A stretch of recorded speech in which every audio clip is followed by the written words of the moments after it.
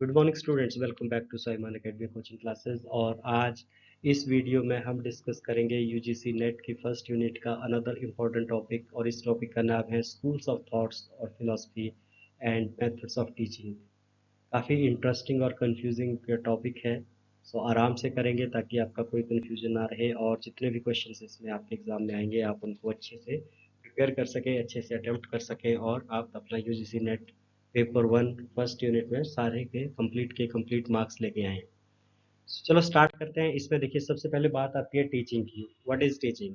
So teaching is both art as well as science. Teaching एक arts भी है और एक साइंस भी है। अब ये आर्ट एंड साइंस का क्या फंडा है, क्या है टीचिंग में ऐसा जो इसको एक आर्ट भी बनाता है और एक साइंस भी बनाता है? सबसे पहले है, it is an art as it require a mastermind creativity to handle students of different nature carefully. So teaching एक आर्ट है बिकॉज इसमें एक क्रिएटिविटी का मास्टरमाइंड होना पड़ता है, सो दैट वो डिफरेंट काइंड ऑफ जो स्टूडेंट्स हैं उनको अच्छे से हैंडल किया जा सके, ताकि उनको अपना जो डिज़ायर्ड रिजल्ट है वो ऑब्टेन हो सके। देन टीचिंग एक साइंस कैसे है? Because it has techniques and procedure that needs to be followed systematically. Teaching में एक टेक्निक्स हैं, प्रोसीजर हैं जो सिस्टमेटिक वे से फॉलो करने होते हैं, और जो भी चीज़ हम सिस्टमेटिक वे से फॉलो करते हैं, यानी कि कोई प्रोसीजर, सेट ऑफ प्रोसीजर है, सेट ऑफ टेक्निक्स हैं जिनको सिस्टमेटिकली फॉलो करना होता है, तो उस चीज़ को वो साइंस बना देता है। सो इसका जो क्लैरिटी, अब हमें क्लैरिटी हो गई कि टीचिंग एक आर्ट एंड साइंस क्यों है, क्योंकि इसमें क्रिएटिविटी भी चाहिए। Then you need to follow systematic procedures and techniques that makes it science. Then teaching method is comprised of principles and methods used for instructions. Teaching method में दो चीज़ें आती हैं, one is principle and another is method of instruction. Instruction का माध्यम क्या है, किस तरह से आप इंस्ट्रक्शन देते हैं। जब हम मेथड ऑफ इंस्ट्रक्शंस की बात करते हैं तो हमारे पास डिफरेंट मेथड्स ऑफ इंस्ट्रक्शन है, जिसमें फर्स्ट आता है एक्सप्लेनिंग और लेक्चर मेथड। एक्सप्लेनिंग और लेक्चर मेथड क्या होता है? Giving spoken explanation about the subject may be accompanied by visual aid to help students visualise an object. So इसमें स्पोकन एक्सप्लेनेशन दी जाती है सब्जेक्ट के बारे में, और उसे कई बार विजुअल एड के द्वारा अकम्पनी किया जाता है ताकि स्टूडेंट उस चीज़ को विजुअलाइज कर सके। So basically lecturing and explaining, teacher जो है वो वन वे ट्रैफिक है, वन वे कम्युनिकेशन है, वो एक्सप्लेन कर रहा है, स्टूडेंट्स जो है वो सुन रहा है। सेकंड आता है डेमोन्स्ट्रेटिंग मेथड। डेमोन्स्ट्रेटिंग मेथड क्या है? Process of teaching through examples और experiments. It may be used to prove a fact through a combination of visual evidences and associated reasoning. So demonstrating method में क्या रहता है? ये process of teaching है with the help of examples and experiments. इसमें experiments किए जाते हैं या example किए जाते हैं, और इसमें किसी फैक्ट को प्रूव करने के लिए विजुअल एविडेंस और उसके संबंधित रीजनिंग का दिखाया जाता है, यानी एक्सपेरिमेंट करके किसी चीज़ को सीखना। द नेक्स्ट होता है कोलैबोरेटिंग मेथड। कोलैबोरेटिंग मेथड क्या रहता है? Students actively participate in learning process by talking and listening to each other. Collaborating method में स्टूडेंट्स जो है वो एक्टिवली पार्टिसिपेट करता है लर्निंग प्रोसेस में, अपने साथियों के साथ बातचीत करके या उनको लिसन करके। Student actively participate in learning process by talking and listening to each other, एक दूसरे के साथ कोलैबोरेट करके। नेक्स्ट आता है learning by teaching. Learning by teaching, student plays the teacher's role and teach his or her peers. So learning by teaching में जो teacher है, जो स्टूडेंट है, वो एक टीचर की तरह बिहेव करता है, एक रोल अदा करता है टीचिंग का, और कोई भी टॉपिक जो है वो एक्सप्लेन करता है, पढ़ाता है अपने पीयर्स को, उसे कहते हैं learning by teaching. Then teaching method में 5 स्टेप्स इन्वॉल्व होते हैं। So 5 steps involved in methods of teaching. कौन कौन से मेथड हैं, देखिए इनको देखते हैं अभी। सबसे पहला है first one, that is preparation. Teacher must know the level of learning of the children. He can also tell a story or ask question to introduce the lesson. It should create interest of the student towards the lesson. So first step है preparation. इसमें ज़रूरी है teacher जो है अपने student का, जो भी बच्चे हैं उनका लेवल ऑफ लर्निंग जाने कि उनका लेवल ऑफ लर्निंग क्या है, उस हिसाब से प्रिपेयर करे।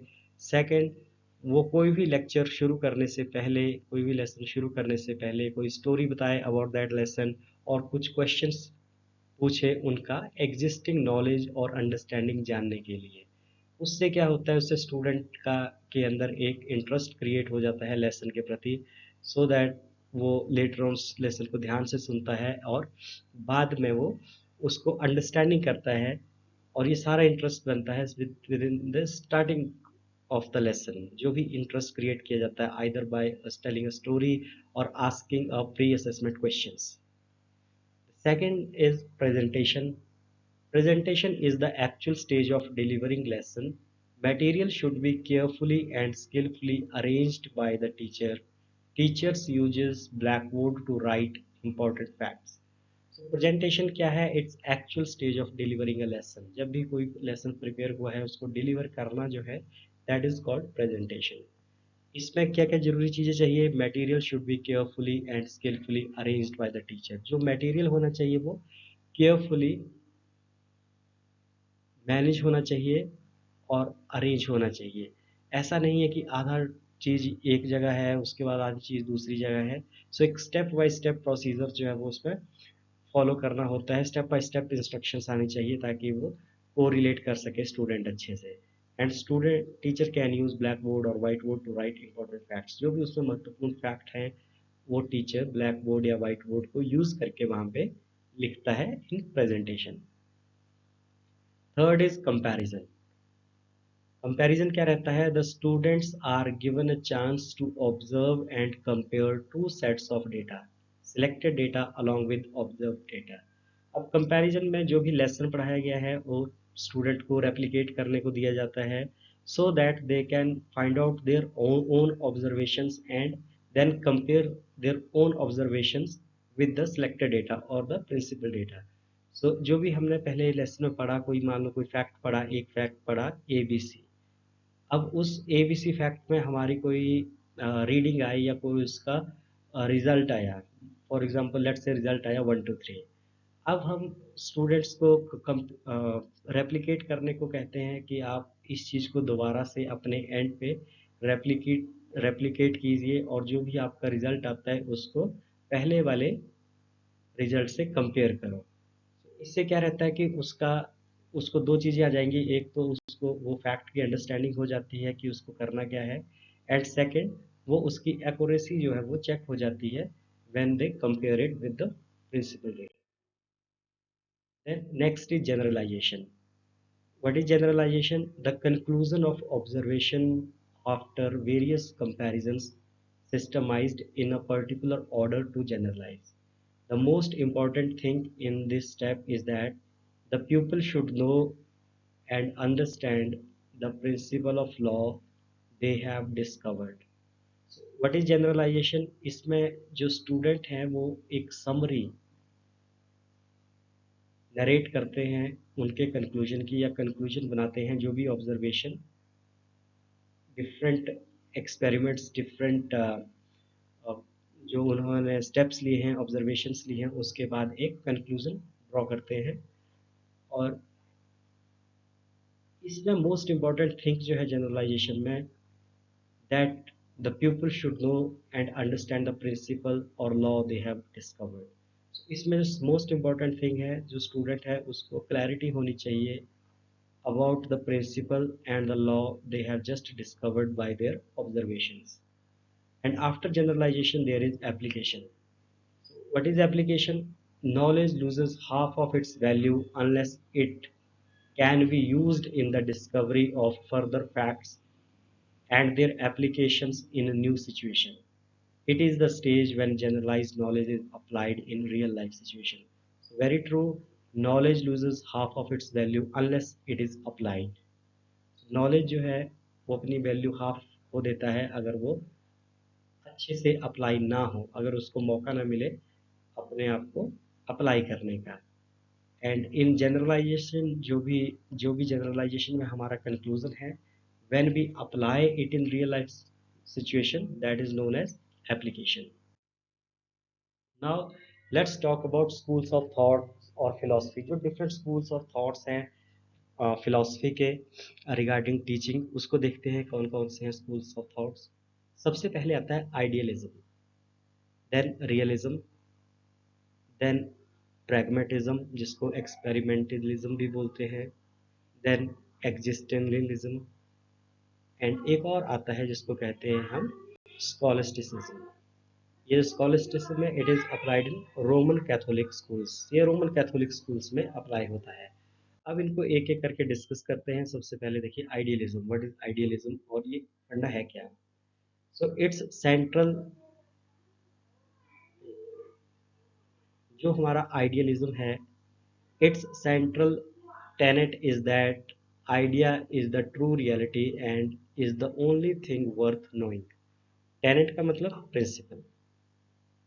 सो आइडियलिज्म का सेंट्रल प्रिंसिपल क्या है कि जो आइडिया है, जो उनका आइडिया है वही एक ट्रू रियलिटी है और उसी के बारे में जानना जो है वो वर्थ है। यानी कि कोई भी नई चीज़ नहीं सोचनी है, जो एक पर्टिकुलर आइडिया है वही रियलिटी है, उसी को फॉलो करो, उसी उसी के आगे चलते जाओ, कुछ एक्स्ट्रा नहीं सोचना है, ये है idealism.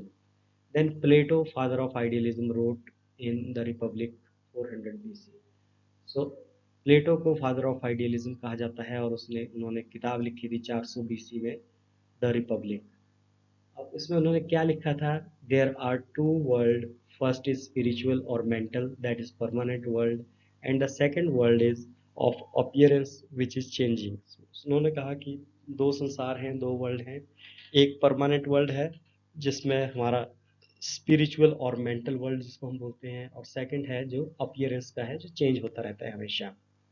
In idealism, the objective of education is to discover and develop each individual's ability and full moral excellence in order to better serve society।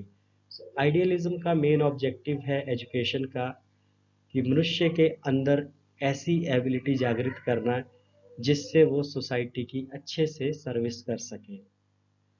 इसमें क्या है कि एक आइडिया दिया गया है कि आपको सोसाइटी की अच्छे से सर्विस करनी है। अब वो कैसे करनी है उसके लिए ही उन्होंने काम करना है, उसमें कोई भी न्यू आइडिया जनरेशन की बात नहीं है।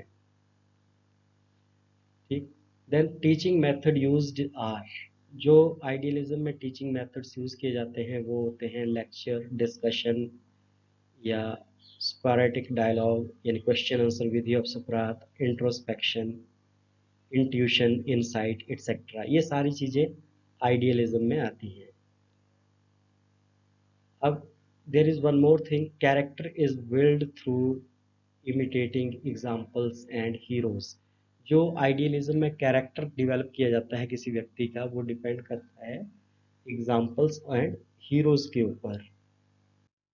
अब हम दूसरा स्कूल ऑफ थॉट है रियलिज्म। रियलिज्म क्या बोलता है, it believes that reality exists independent of the human mind.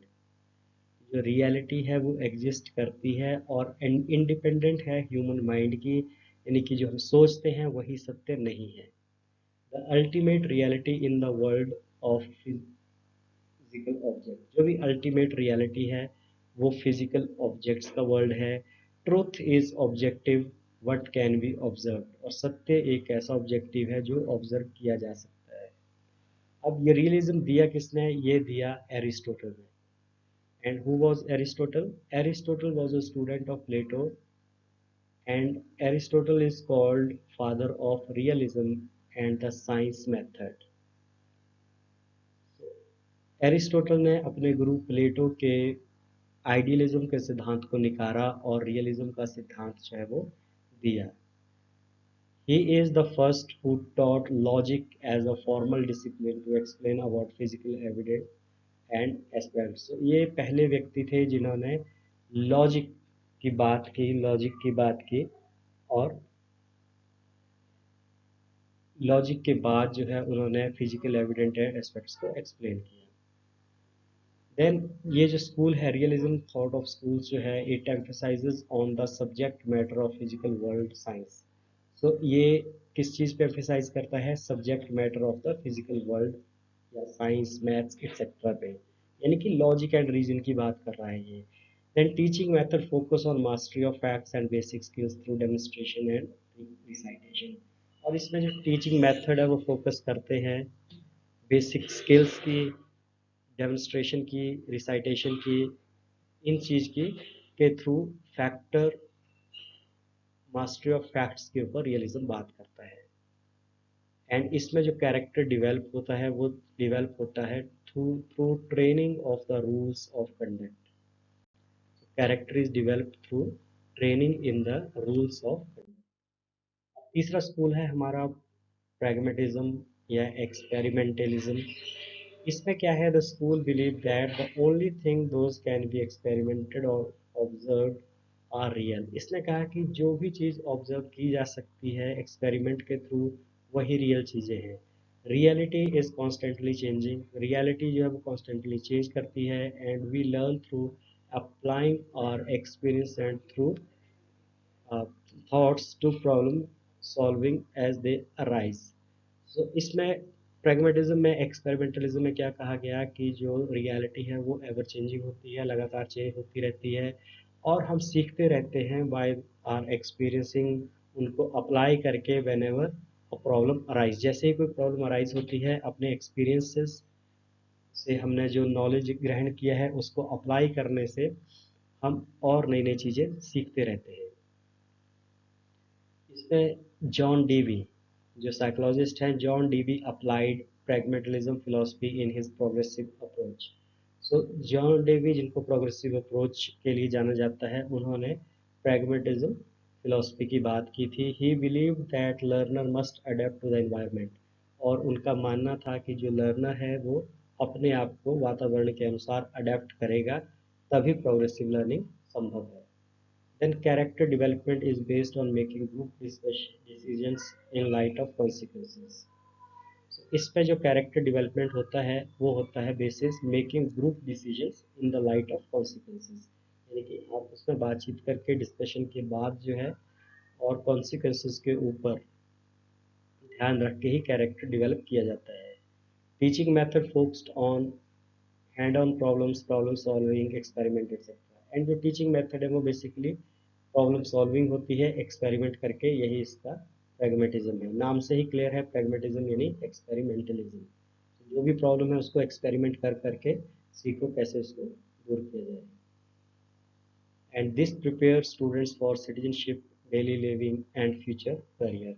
और प्रैग्मेटिज्म या एक्सपेरिमेंटलिज्म से होता क्या है, स्टूडेंट जो है अच्छा सिटीजनशिप यानी कि अच्छा नागरिक बनता है। देन इसके अलावा उसको डेली लिविंग और फ्यूचर करियर के लिए भी एक्सपेरिमेंटलिज्म हेल्पफुल है। नेक्स्ट स्कूल है हमारा एग्जिस्टेंटलिज्म। अब एग्जिस्टेंटलिज्म क्या है, the nature of reality is subjective and lies with in the individual. Reality का जो नेचर जो है वो सब्जेक्टिव है और मनुष्य के भीतर ही है। The physical world has no inherent meaning outside of human existence. यानी अगर ह्यूमन एग्जिस्टेंस नहीं है तो जो फिजिकल वर्ल्ड है उसका कोई मतलब नहीं रह जाता। Individual choice and individual standard are central. जो इंडिविजुअल चॉइस हैं, इंडिविजुअल स्टैंडर्ड्स हैं, वो सेंट्रल आइडिया हैं। Subject matter should be a matter of personal choice. और जो भी सब्जेक्ट मैटर है वो मैटर ऑफ पर्सनल चॉइस है, किसी को ज़बरदस्ती नहीं पढ़ाना है, जो वो सीखना चाहे वो उसे सिखाना है। Now character development emphasize individual responsibility for decisions. Real answer comes from within the individual, not from outside authority. So इसमें जो कैरेक्टर डेवलपमेंट है वो एम्फेसाइज करता है इंडिविजुअल रिस्पॉन्सिबिलिटी फॉर डिसीजंस। और इसमें जो आंसर्स हैं वो विद इन आते हैं, विद इन द इंडिविजुअल आते हैं कि वो चाहता क्या है, वो क्यों एग्जिस्ट करता है, उसका क्या सोच है, और ये कहीं भी बाहर से उसको मॉडिफाई नहीं करते हैं। अब हम बात करें तो जो हमारे मॉडर्न पीरियड की टीचिंग है उसमें इस चीज़ का अभाव है, क्योंकि in modern period teacher teachers class not individual.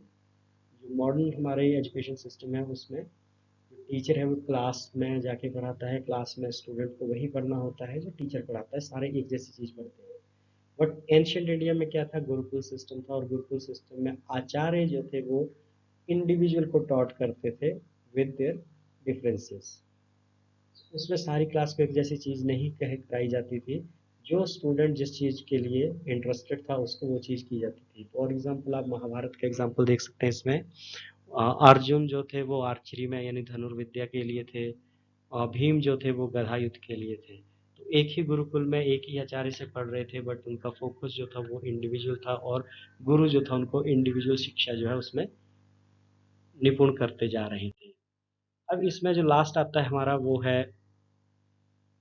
स्कॉलस्टिसिज्म, जो बेसिकली हमने पढ़ा कि ये रोमन कैथोलिक स्कूल्स में है। So this is largely applied in Roman Catholic schools in the education philosophy called Thomism. It is a combination of idealistic and realistic philosophies. It encouraged the logic and physiological study of the belief of church. ठीक है, सो इसमें basically ये क्या किया करते थे कि जो भी चर्च की जो स्टडी है उसको लॉजिकल बनाने में इसने सहायता की। अब हम मेथड ऑफ टीचिंग की बात करेंगे अपने नेक्स्ट वीडियो में, और इसी वीडियो का सेकंड पार्ट है जिसमें मेथड ऑफ टीचिंग है, हमारे डिफरेंट मेथड ऑफ टीचिंग है। अभी अगर करेंगे तो वीडियो ज़्यादा लंबा हो जाएगा, फिर ज़्यादा लंबी चीज़ हो जाएगी तो फिर बोरियत क्रिएट करती है। सो होप आपको ये वीडियो अच्छा लगा होगा, और मेथड ऑफ टीचिंग के साथ नेक्स्ट वीडियो में कंटिन्यू करते हैं। Thank you. जय हिंद, जय भारत।